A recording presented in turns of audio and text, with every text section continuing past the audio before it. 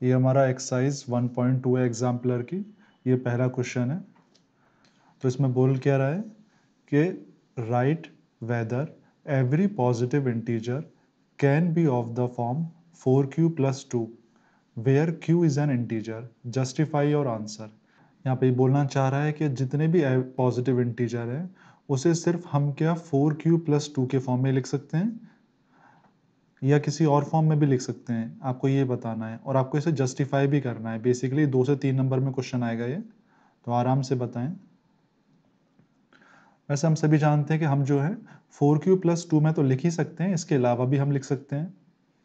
तो हमारे पास आंसर हो जाएगा इसका नो आंसर हो जाएगा, क्योंकि यहाँ पे ये बोलना चाह रहा है कि write whether every positive integer can be of the form, यानी सारे पॉजिटिव इंटीजर क्या इसी के फॉर्म में होंगे। तो ऐसा तो नहीं है, सारे पॉजिटिव इंटीजर इसके फॉर्म में नहीं हो सकते, और भी बहुत सारी फॉर्म होती हैं। चलिए बढ़िया, मैंग जी बता रहे हैं।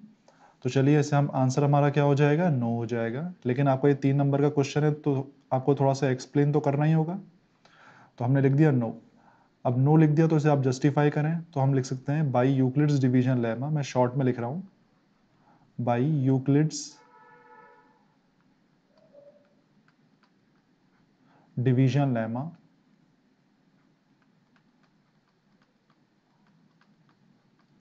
आराम से चल रहे हैं धीरे धीरे। हमारा यूक्लिड्स डिवीजन लेमा क्या बोलता है कि dividend is equal to divisor into quotient plus के रिमाइंडर। यानी मैं अगर इसको यहाँ पे हमारे पास जो है डिविडेंड उसे मैंने a मान लिया, डिवाइजर को हमने b मान लिया, q को हमने क्वोशिएंट मान लिया और r को हमने क्या मान लिया, रिमाइंडर मान लिया। तो यूक्लिड्स डिवीजन लेमा क्या कहती है कि dividend is equal to divisor into quotient यानी b इंटू क्यू प्लस के r। और यहाँ पे जो r होता है वो हमेशा किससे छोटा होता है, डिवाइजर से छोटा होता है, बट 0 हो सकता है, ठीक है, और 0 से बड़ा हो सकता है। तो मैं ये लिख सकता हूँ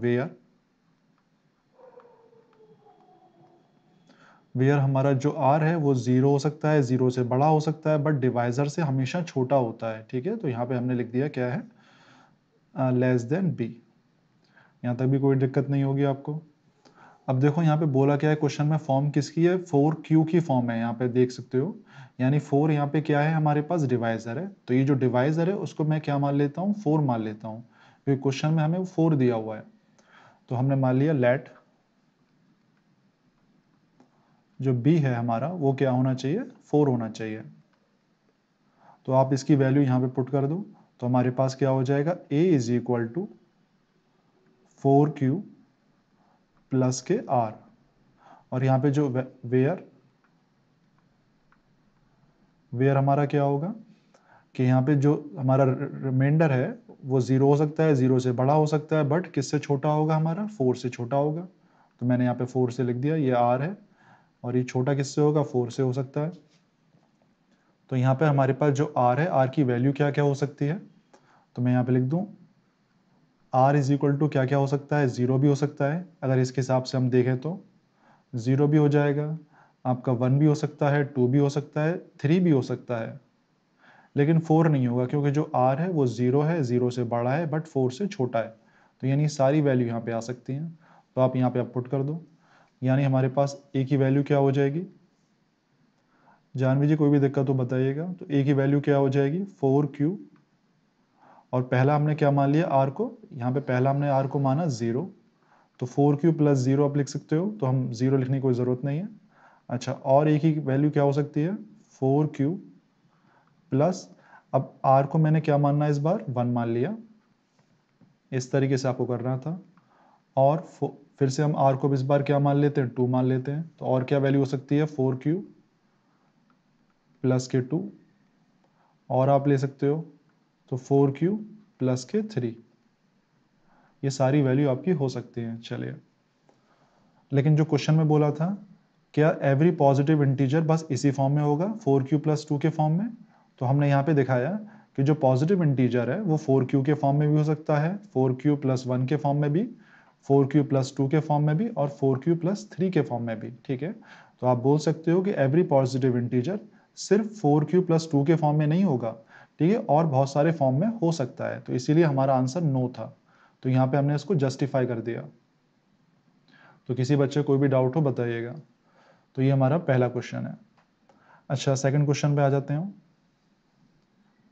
आराम से ट्राई करें। ये हमारे पास सेकंड क्वेश्चन है। बोल क्या रहा है यहाँ पे कि product of two consecutive positive integers is divisible by 2। Is this statement is true और फॉल्स, और आपको रीजन भी देना है। यहाँ पे बोलना चाह रहा है क्या जो प्रोडक्ट होता है टू पॉजिटिव इंटीजर का, क्या वो हमेशा 2 से डिवाइड होता है? अगर ये ट्रू है या फॉल्स है आपको बताना है, और साथ में उसका रीज़न भी देना है। तो आराम से बताओ क्या आंसर होगा। यहाँ पे ये बोलना चाह रहा है कि दो कॉन्जिक्यूटिव नंबर्स होते हैं बगल वाले, यानी हमारे पास जैसे 5 हो गया और 6 हो गया, ये कॉन्जिक्यूटिव नंबर्स हैं। 10, 11 ये कॉन्जिक्यूटिव नंबर्स हैं। 13, 14 ये कॉन्जिक्यूटिव नंबर्स हैं। तो यहाँ पे ये बोलना चाह रहा है कि जो कॉन्जिक्यूटिव नंबर्स होते हैं उनका जो प्रोडक्ट होता है क्या वो हमेशा 2 से डिवाइड होता है? तो यहाँ पे आपको ट्रू और फॉल्स बताना है। अगर होता है तो रीज़न दें, अगर नहीं होता तो अभी रीज़न दें, आपको रीज़न ज़रूर देना है। तो आप इसमें कुछ नहीं, सबसे पहले बस एग्जाम्पल ले लो। तो 5 इंटू 6 ले लो आप, तो हमारे पास क्या होता है 30 हो जाता है। तो ये जो नंबर है हमारा 2 से डिवाइड हो रहा है, बिल्कुल कॉन्जिक्यूटिव नंबर्स हैं, बगल वाले नंबर्स हैं। ऐसे हमारा अगला क्या नंबर है 10 इंटू 11, कुछ भी मान लो आपका जो मन कर रहा है, ठीक है। तो ये भी हमारा क्या बनना है 110 बन रहा है। तो ये भी हमारा 2 से पूरा जाता है। आप कोई और मान लो जो भी आपका मन कर रहा हो, मान लेते हैं 29 इंटू 30 मान लीजिए आप। तो ये भी हमारा नंबर जो है 2 से जा रहा है, क्योंकि आप सीधे सीधे 2 का 30 में डिवाइड कर सकते हैं, पूरा 2 कैंसिल आउट हो जाएगा। तो आप ये बोल सकते हैं कि हाँ, कि हमारे पास जो टू कॉन्जिक्यूटिव नंबर का जो प्रोडक्ट होता है वो हमेशा किससे डिवाइड होता है 2 से डिवाइड होता है। अच्छा, आप रीज़न और देना चाहते हैं तो रीज़न आप ये भी दे सकते हैं, जैसे हमारे मैंग जी ने बताया है कि हमारे पास अगर एक नंबर हमारा ऑड है, मान लेते हैं कि ये नंबर अगर हमारा ऑड है, तो ऑड नंबर के बाद हमेशा क्या आता है, एक इवन नंबर आता है। जब हमारे पास एक इवन नंबर आ गया मल्टीप्लाई में, तो इसका मतलब है वो हमेशा ही किससे डिवाइड होगा 2 से डिवाइड होगा, क्योंकि एक इवन नंबर आ रहा है। यहाँ पे भी आप देख सकते हो 5, 6, तो एक ऑड था एक इवन था। एक हमारे पास देखो 10 और 11, तो इसमें एक तो हमारा इवन बन रहा है, तो जब ये वाला इवन बन रहा है तो नेक्स्ट वाला ऑटोमेटिकली क्या बनेगा, ऑड बनेगा। और इससे क्या होगा, इनका मल्टीप्लाई जो होगा वो इवन नंबर आएगा, और हम सभी जानते हैं वो 2 से डिवाइड होगा। तो आप ये बोल सकते हो कि बेसिकली जो, जैसे कि बच्चे बता रहे हैं हमारे पास n और n+1, इस तरीके से आप बोल सकते हैं कि यानी जो दो कॉन्जिक्यूटिव नंबर्स होते हैं उसमें एक इवन होता है एक ऑड होता है, इस कारण हमारा जो नंबर है वो 2 से डिवाइड हो जाता है। इस तरीके से आप कर सकते हैं, ठीक है। तो इसका आंसर हमारा यस है कि जब भी दो हमारे पास कॉन्जिक्यूटिव पॉजिटिव इंटीजर्स होते हैं तो उनका जो प्रोडक्ट होता है वो हमेशा 2 से डिवाइड होता है। अच्छा चलिए नेक्स्ट देखते हैं। आराम से बताएं इसका क्या है, और कोई भी दिक्कत तो पूछना। इसमें क्या बोलना चाह रहा है कि the product of 3 consecutive positive integers, यानी हमारे पास इस बार 3 कॉन्जिक्यूटिव पॉजिटिव इंटीजर हैं और वो डिविजिबल बाय 6 होते हैं। आपको ये बताना है ये स्टेटमेंट ट्रू है या फॉल्स है। यानी प्रोडक्ट है हमारे पास 3 कॉन्जिक्यूटिव, यानी 3 लगातार नंबर्स जो हैं, क्या वो हमेशा 6 से डिवाइड होते हैं या नहीं है। आपको ट्रू और फॉल्स बताना है, आराम से बताएं। तो यहाँ पे हम एग्जाम्पल ले लेते हैं कि 3 कॉन्जिक्यूटिव पॉजिटिव इंटीजर कौन कौन से हो सकते हैं, कुछ भी ले लो आप। 7 ले लो, प्रोडक्ट बोल रहा है तो हमने प्रोडक्ट कर दिया। 8 ले लो और हमारा 9 ले लो, ठीक है। तो नॉर्मल सी बात है कि ये जो नंबर है पूरा वो 6 से डिवाइड हो रहा है नहीं हो रहा, चेक कर लेते हैं। 6 से डिवाइड करने की कोशिश करते हैं। तो देखो यहाँ से इससे इसे काटो आप, तो ये 3 बार चला गया 2 से, ये 4 बार गया। अब इसे 3 से आप इसे काट दो यहाँ पे, तो ये आपका 3 बार चला गया, यानी पूरा जो गिवन नंबर है वो आपका 6 से डिवाइड हो गया। इसी तरीके से कोई और एग्जाम्पल लो, हम मान लेते हैं लाओ 33 इंटू 34 इंटू 35। तो यहाँ पे हमारे पास फिर देख लेते हैं क्या ये 6 से डिवाइड हो रहा है नहीं हो रहा, तो जरा चेक करते हैं आओ। तो यहाँ पे हमारे पास ये क्या होगा, 2 से काट लेते हैं तो ये 3 बार गया, इसे काट लो ये 17 बार गया। अब ये जो 3 है 3 से इसे 11 बार काट लो। तो यहाँ पे नॉर्मल सी बात है, यहाँ भी पूरा नंबर जो था यानी कॉन्जिक्यूटिव नंबर्स जो थे 3, उनका जो प्रोडक्ट है वो 6 से जा रहा है। और यहाँ भी हमने एक और एग्जाम्पल लिया जहाँ पे कॉन्जिक्यूटिव 3 कॉन्जिक्यूटिव नंबर्स का जो प्रोडक्ट है वो 6 से जा रहा है, तो ये भी आंसर हमारा क्या है, ट्रू है, यस। तो इसमें हमने देखा क्या बेसिकली कि जो 3 कॉन्जिक्यूटिव पॉजिटिव इंटीजर हैं तो उसमें हो क्या रहा है बेसिकली, अगर हम इसको एक फॉर्म को n मान लें जैसे बच्चे बता रहे हैं, तो दूसरा वाला नंबर हमारा क्या होगा, n प्लस के 1 होगा, और उसके बाद वाला नंबर क्या होगा, n प्लस के 2 होगा। यानी बेसिकली एक एक नंबर ऐड होता जा रहा है, इसमें 1 ऐड हो गया, इसमें 1 ऐड हो गया, ठीक है। तो इसमें आप जरा ध्यान दें कि इसमें एक नंबर तो इवन बनना है, आप कोई भी ले लें 3 कॉन्जिक्यूटिव नंबर्स, आप कुछ भी ले लो, जैसे 11 ले लो, 12 ले लो, सॉरी 11 12, और यहाँ से आप 13 ले लो। तो देखो जो भी हमारे 3 कॉन्जिक्यूटिव आ रहे हैं नंबर, उसमें एक नंबर तो इवन बन ही रहा है, ठीक है। तो इसमें से एक नंबर तो इवन होगा ही होगा, तो हमने लिख देते हैं इसमें से 1 नंबर जो होगा वो हमारा इवन होगा।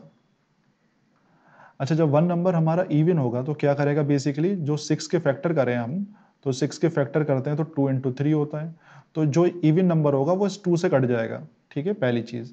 और दूसरा हमारे पास 3 बच रहा है, तो इसमें से जो बाकी के 2 नंबर हैं उनमें से एक नंबर जो है 3 से कटेगा। तो आप देख लो इसमें से, इसमें कौन सा नंबर 3 से कट रहा है, आपका 12 कट रहा है। अच्छा, यहाँ पे देख लो आप, इसमें कौन सा नंबर 3 से कट रहा है, तो आपका 33 कट रहा है, आप देख रहे हो। और इसमें आप देखें तो 3 से कौन सा नंबर कट रहा है, 9 कट रहा है, ठीक है। तो यहाँ पे आप इस तरीके से रीजन बोल सकते हैं कि हमारे पास जो 3 नंबर बनेंगे उसमें एक नंबर तो इवन होगा, तो वो जो इवन नंबर होगा वो आपका 2 से कैंसिल आउट हो जाएगा एक तरीके से, और जो बाकी का जो हमारा 3 होगा वो बेसिकली बाकी किसी नंबर से कैंसिल आउट हो जाएगा। तो ये हमारा फाइनल आंसर है। तो हमारा आंसर क्या है, यस है। इस तरीके से आप टीचर को समझा सकते हैं। अच्छा चलिए आगे बताइएगा, यहाँ पे क्या बोलना चाह रहा है। यहाँ पे क्या है देखें कि write whether the square of any positive integer can be of the form 3m plus के 2 where m is a natural number, justify और आंसर। आराम से आप जस्टिफाई करें। यहाँ पे बोल क्या रहा है कि आपको बताना है कि कोई भी एक नंबर का जो स्क्वायर है वो हमारा 3m प्लस 2 के फॉर्म में हो सकता है, आपको उसको जस्टिफाई करना है बस।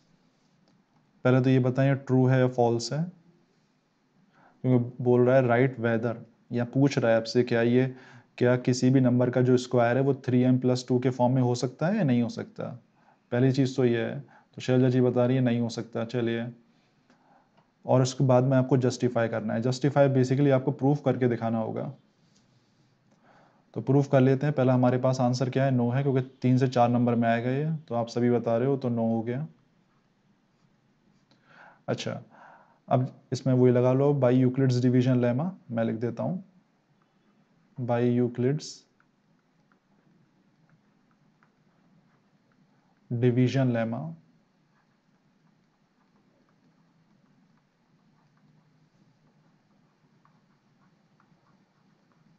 तो हमारे पास क्या था, अभी मैंने एग्जांपल दिया था कि ये हमारे पास क्या है, ये हमारा डिविडेंड है, बी हमने डिवाइजर मान लिया, क्यू हमारा क्यूशेंट हो गया, और आर हमारा क्या हो गया, रिमाइंडर हो गया। मैं बच्चों की तरह कर रहा हूँ, जिन बच्चों को नहीं आता है उसके लिए। तो यहाँ पे A is equal to formula क्या होगा, dividend is equal to divisor into quotient plus के रिमाइंडर, तो बी क्यू प्लस के आर।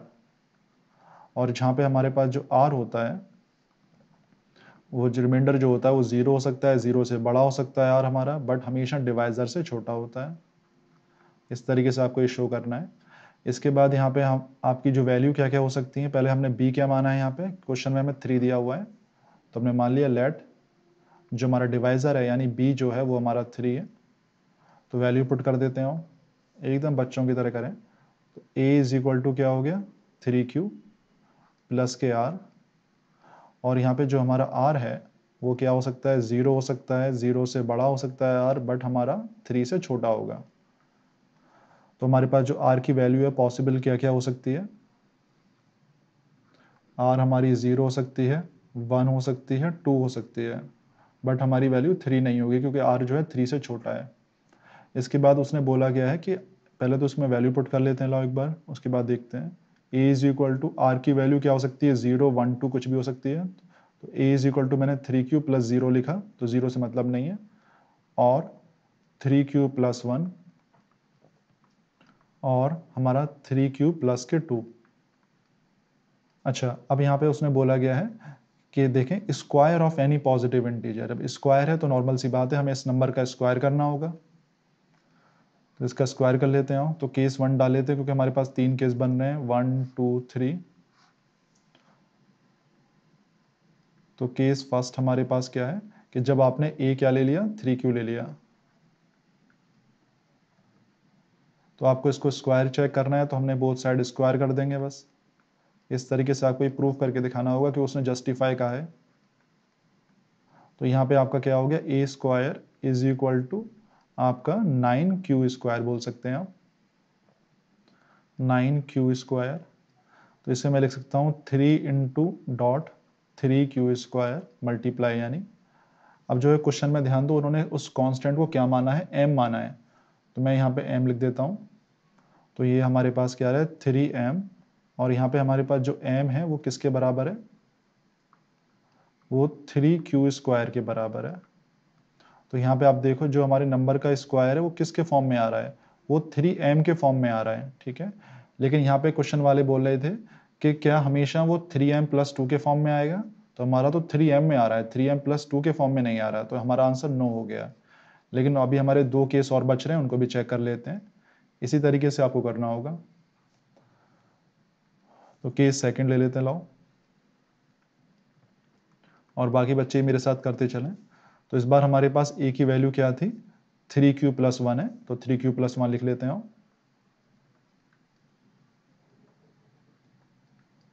इसके बाद आपको इसका स्क्वायर करना है। तो यहाँ पे हमारे पास क्या हो जाएगा, 3q+1 का होल स्क्वायर। इसके बाद आप इसका स्क्वायर खोल दीजिए, तो ये क्या हो गया, a square is equal to, यहाँ पे हमारे पास क्या होगा, a का स्क्वायर करेंगे यानी 3q का स्क्वायर, तो 9q² हो गया, प्लस यहाँ पे आपका 1 हो गया, ठीक है। और यहाँ पे चलो इधर मैं बाद में लिखता हूँ, 1 मिनट। तो हमारे पास यहाँ पे क्या होगा, 1 का स्क्वायर तो 1 हो जाएगा, प्लस 2ab, तो 2 × 3 6, × 1 6 ही आता है, तो 6q हो गया। यानी हमारे पास जो a स्क्वायर है, अब जरा ध्यान दो, इसमें से हम क्या क्या कॉमन ले सकते हैं, इन दोनों में से 1 से तो कुछ कॉमन नहीं आएगा हमारे पास, तो यहाँ से हम क्या ले सकते हैं, 3q बाहर ले सकते हैं कॉमन। तो मैं इसको नीचे लिख देता हूँ। तो हमारे पास क्या आ गया, a square is equal to 3q बाहर ले लिया हमने पास, और 3q अंदर बचता है, और यहाँ पे हमारे पास इसका क्या बचा, 2 बच रहा है, और प्लस के 1 हो गया। तो हमारे पास ये जो टर्म है मल्टीप्लाई वाला टर्म, इसको हमने m मान लिया। तो a स्क्वायर की वैल्यू क्या हो जाएगी, 3m प्लस के 1 हो जाएगी। बट हमें लाना क्या था, पहले मैं लिख दूं यहाँ पे, जो m है वो किसके बराबर है, q, और 3q+2 के बराबर। हमारा जो आंसर आ रहा है नंबर का स्क्वायर, वो 3m+1 के फॉर्म में आ रहा है, बट हमें लाना किस में था, 3m+2 के फॉर्म में। तो यहाँ पर भी नहीं आया हमारा, तो हम कह देंगे यहाँ से भी हमारा आंसर नो है। आना, क्वेश्चन वाले बोल रहे थे कि 3m+2 के फॉर्म में आता है स्क्वायर, बट हमारा जो आ रहा है वो 3m+1 के फॉर्म में आ रहा है, तो यहाँ भी हमारा आंसर नो है। एक लास्ट केस और है, इसे और देख लेते हैं। लो, लास्ट केस हमारे पास क्या बनना है, 3q+2 बनना है। तो केस 3 ले लेते हैं। केस 3 हमारे पास a क्या था, 3q+2। अभिषेक जी कोई भी दिक्कत हो बताना। अब हमें नंबर का स्क्वायर करना है, क्योंकि क्वेश्चन में बोला गया है। तो a का स्क्वायर इज इक्वल टू हमारे पास यहाँ पे हो गया 3q+2 का होल स्क्वायर। तो आप इसको खोल दीजिए डायरेक्ट। तो इसको हम क्या कर सकते हैं, 1 मिनट में जरा सा इसे हटा दूं यहाँ से।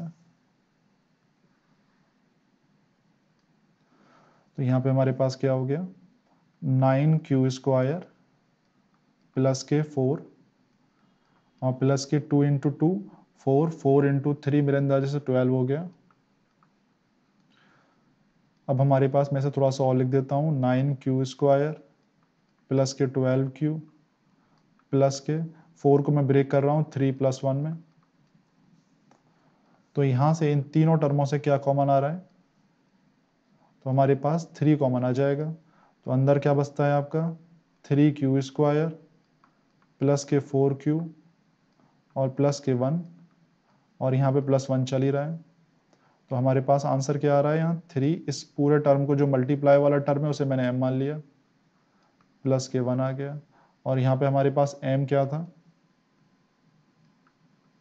वो आपका 3q² प्लस 4q प्लस के 1।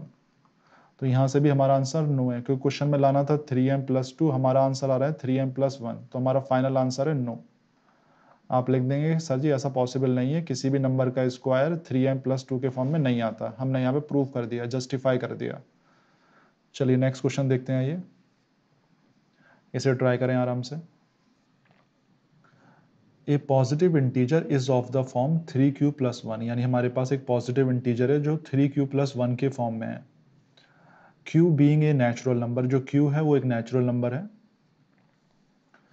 Can you right its square in the form of other than 3m+1, क्या हम जो इस नंबर का स्क्वायर है उसे हम 3m+1 के फॉर्म में लिख सकते हैं, अदर देन 3m+1 के फॉर्म में। दैट इज यानी 3m के फॉर्म में लिख सकते हैं या 3m+2 के फॉर्म में लिख सकते हैं इस 3q+1 के स्क्वायर को। आपको यस और नो बताना है, उसको जस्टिफाई भी करना है, तो आराम से कर लें। चलिए यस, बढ़िया, अभी चेक कर लेते हैं। तो हमें नंबर क्या दिया हुआ है, हमें पहले तो चेक करते हैं यस एंड नो है।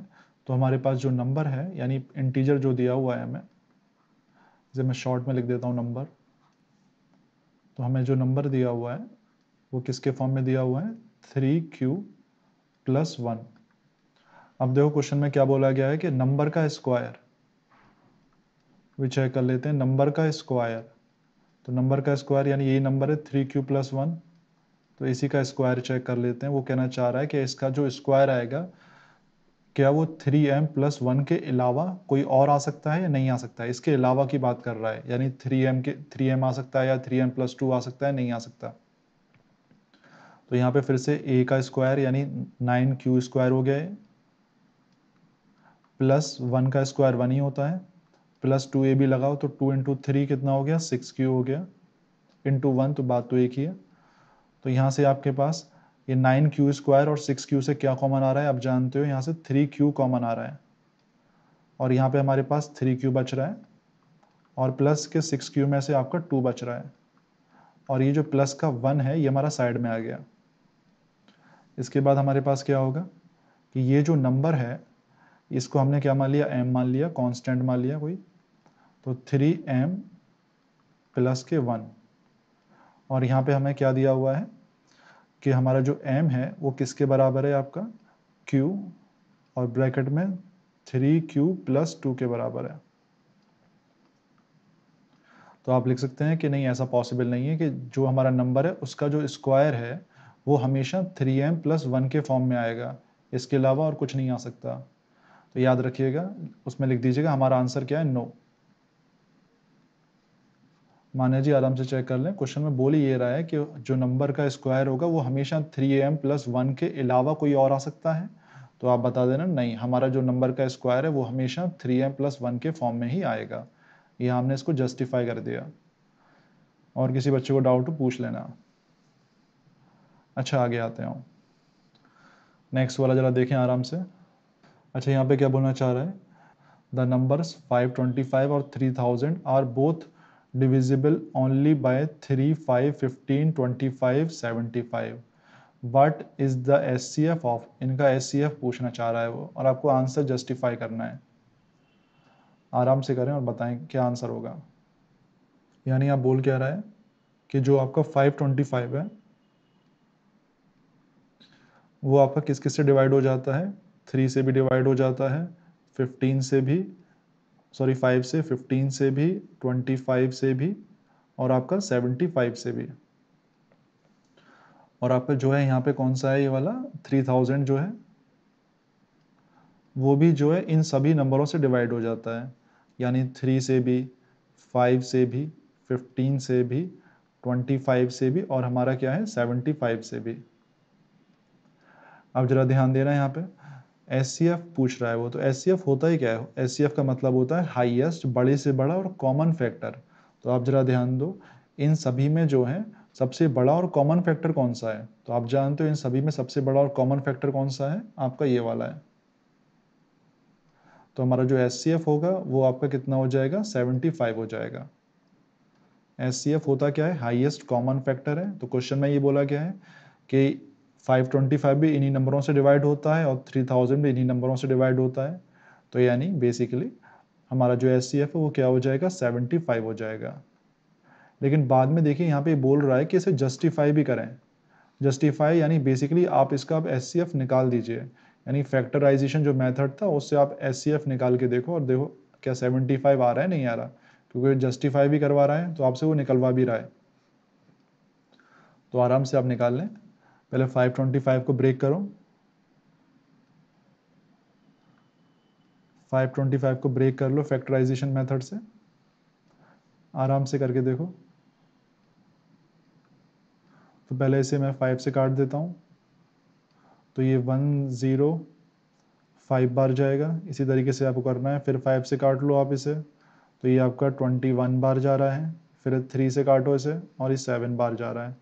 अब 7 हमारा नहीं काट सकता तो मैं इसे लिख सकता हूँ 3 इंटू 5 की पावर 2 इंटू 7। हाँ मान्य जी, आराम से करें। इसी तरीके से आपको 3000 को भी डिवाइड, उसको ब्रेक करना है फैक्टराइजेशन मेथड से।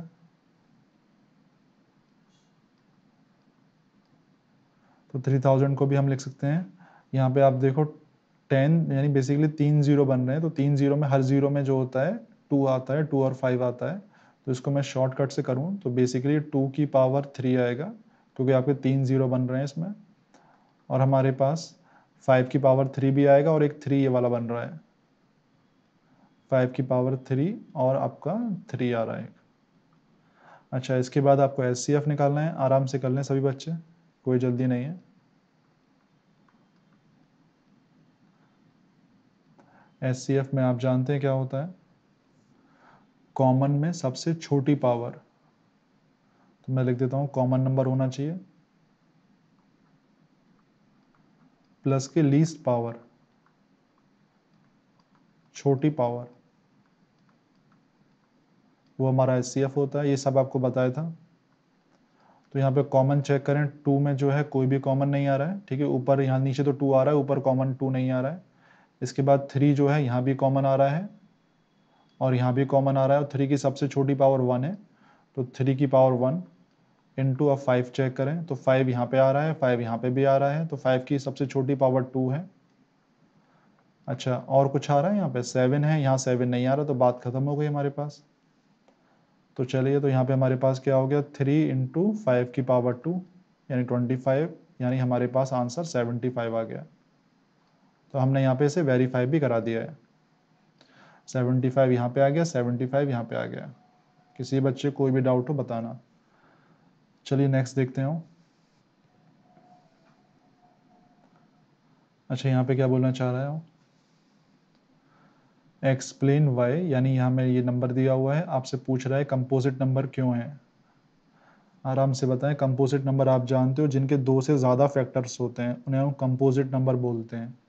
तो आराम से आप इसे ज़रा सा वेरीफाई कर दें, बेसिकली उसे एक्सप्लेन कर दें कंपोजिट नंबर क्यों है। जब तक मैं इसे नीचे लिख रहा हूँ, हमारे पास 3 है इंटू 5 इंटू 7 और प्लस के 7 आ रहा है। तो इसे आप आराम से ब्रेक करें। अच्छा, ये कंपोजिट नंबर है, बढ़िया। और बाकी बच्चे बताएं कंपोजिट है या नहीं है।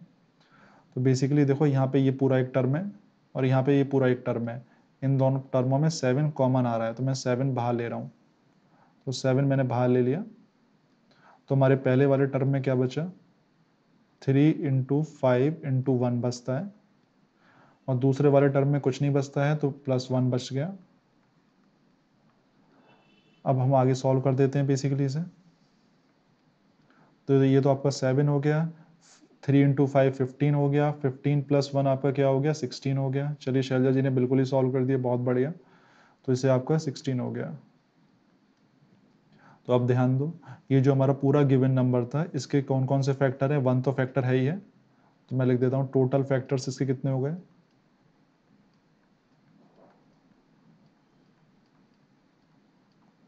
टोटल फैक्टर्स इसके एक तो 1 होगा, एक देखो यहाँ पे 7 भी आ रहा है, एक आपका 16 भी आ रहा है ये वाला, और एक ये नंबर जो खुद होगा, नंबर इटसेल्फ।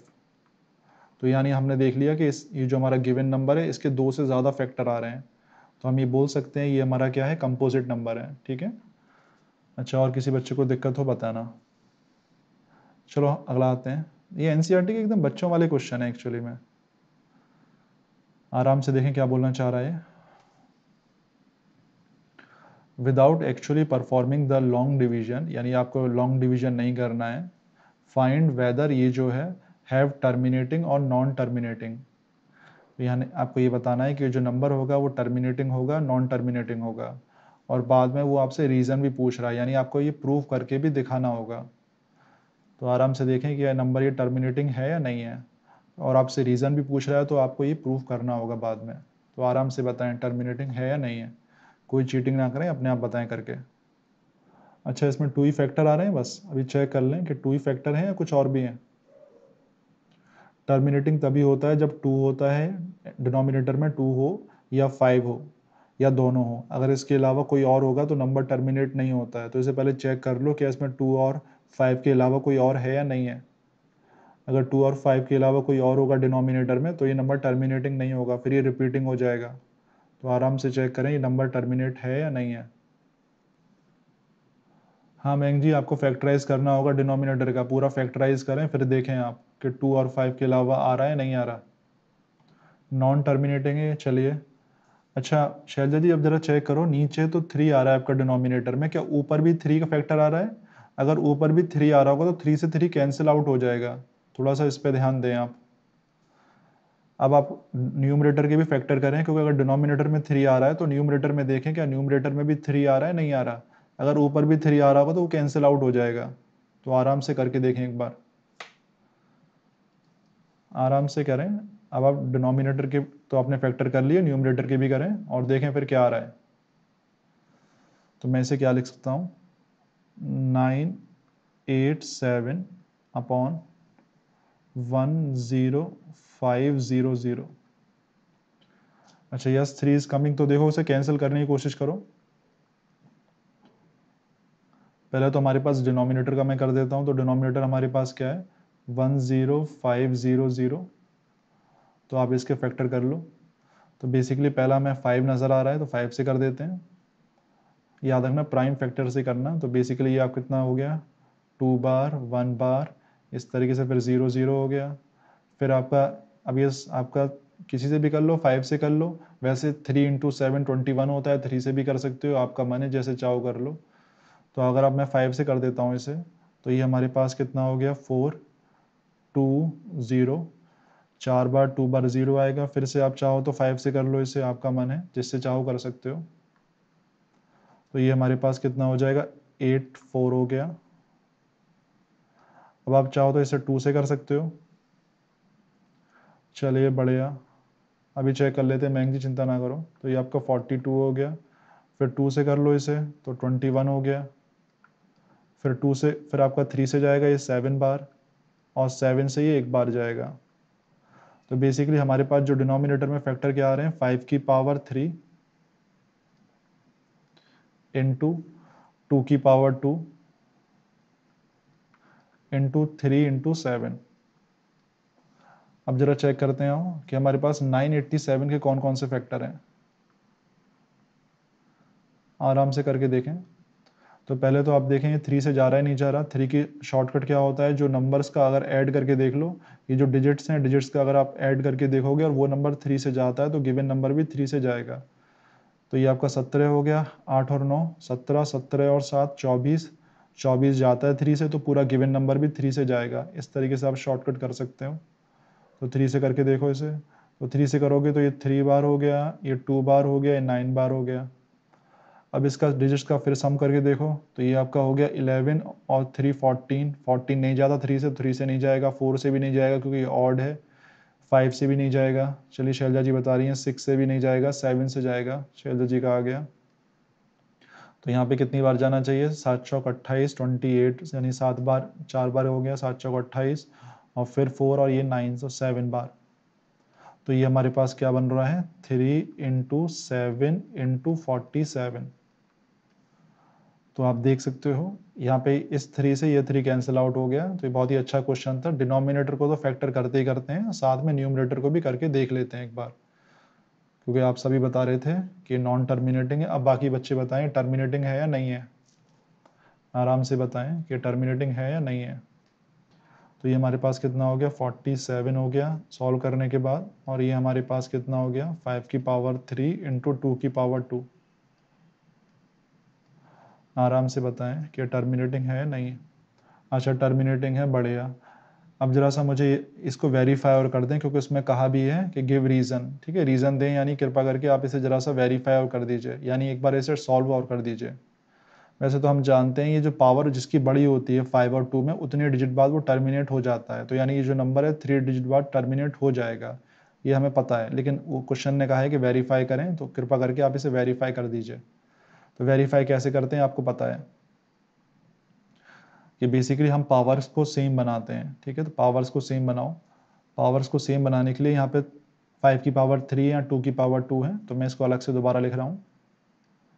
47 अपॉन 5 की पावर 3 इंटू 2 की पावर 2 है।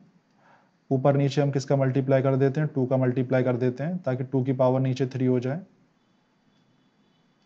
ताकि हमारा काम बन जाए। तो हमारे पास क्या हो गया, 47 इंटू 2 कर दोगे आप, तो हमारे पास 94 हो जाएगा। एक मिनट मैं सही कर दूं इसे। तो ये तो हमारा 94 हो गया। हाँ, आफ्टर 3 प्लेस डेसिमल के एंड हो जाएगा, क्योंकि यहाँ पावर जिसकी बड़ी होती है नंबर्स में, उतने डिजिट बाद वो टर्मिनेट हो जाता है पॉइंट के। लेकिन क्वेश्चन में कहा गया है कि उसे ज़रा सा रीज़न दे के समझाएं, तो आप रीज़न दे के पूरा वेरीफाई कर दो। अच्छा, यहाँ पे क्या हो रहा है, बेसिकली 5 की पावर 3 है, बच्चों की तरह कर रहा हूँ मैं आपके लिए। 2 की पावर 3 आपको डायरेक्ट कर सकते हो। तो ये आपका कितना हो गया, 94 अपॉन 2 इंटू 3 कर देंगे तो आपका 10 हो जाएगा। 10 की पावर 3 हो गया, यानी फिर से बच्चों की तरह करते हैं उसे। तो ये 94 अपॉन 1000 हो गया, बढ़िया। चलिए, ज़्यादातर सही बच्चों को आ रहा है।